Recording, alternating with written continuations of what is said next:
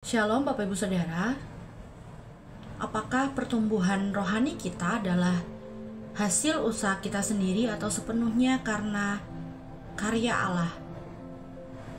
Pertanyaan ini penting karena banyak orang Kristen merasa lelah ketika mencoba menjadi sempurna dengan kekuatannya sendiri. Paulus dalam nasihatnya tidak hanya memanggil kita untuk bertumbuh, tetapi juga mengingatkan bahwa Allah sendiri yang menopang setiap langkah pertumbuhan itu. Hari ini, mari kita bersama-sama merenungkan tentang hal ini dari sebuah nasihat iman yang bertumbuh dalam anugerah Tuhan yang terambil dari 2 Korintus pasal 13 ayatnya yang ke-11. Ayat ini adalah penutup penuh kasih dari Paulus kepada jemaat Korintus yang bergumul dengan kondisi perpecahan, lalu membanggakan diri sendiri, dan iman mereka yang lemah.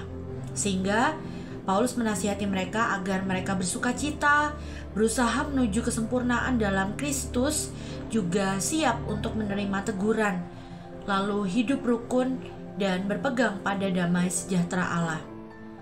Panggilan ini adalah bagian dari sanctification, di mana Roh Kudus bekerja secara terus-menerus untuk memperbaharui orang percaya dan membawa mereka semakin serupa dengan Kristus. Dan tujuannya bukan sekedar moralitas yang lebih baik saja, tetapi kesetiaan dalam relasi dengan Allah yang kudus. Nah, dalam hidup sehari-hari kita seringkali terjebak pada konflik, kesalahpahaman, atau bahkan rasa puas diri yang membuat kita, bahkan iman kita menjadi stuck, mandek, bahkan berhenti.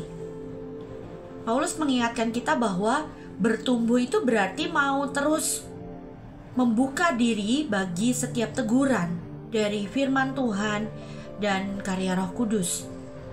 Di sini ditekankan bahwa pertumbuhan sejati bukan hasil usaha manusia yang berdiri sendiri, melainkan respon iman atas anugerah yang Allah berikan.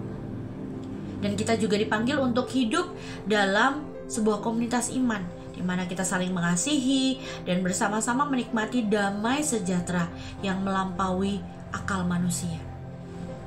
Renungan kita hari ini menuntun kita pada satu refleksi. Apakah hidup kita sedang berjalan menuju kedewasaan rohani yang ditopang oleh anugerah Allah, atau justru terhenti karena ego dan konflik yang pusatnya adalah tentang diri sendiri, bukan tentang Allah?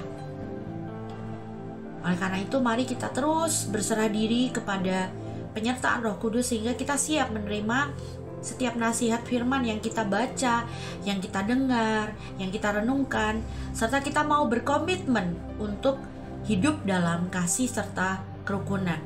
Sebab di dalam anugerah Allah, iman kita akan bertumbuh seperti benih yang terus disiram, berakar semakin dalam, bertunas semakin kokoh, dan berbuah bagi kemuliaan Kristus. Tuhan Yesus memberkati.